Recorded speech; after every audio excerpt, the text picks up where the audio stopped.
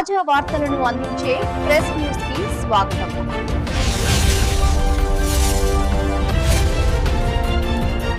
చెన్నారావుపేట మండలం పాపయ్యపేట, నడిమితండ, ధర్మతండ గ్రామ పంచాయతీ సర్పంచ్ బోడ రవినాయక్ నూతన సర్పంచ్ కి ఘన స్వాగతం పలకడానికి తరలి వచ్చిన ప్రజలు.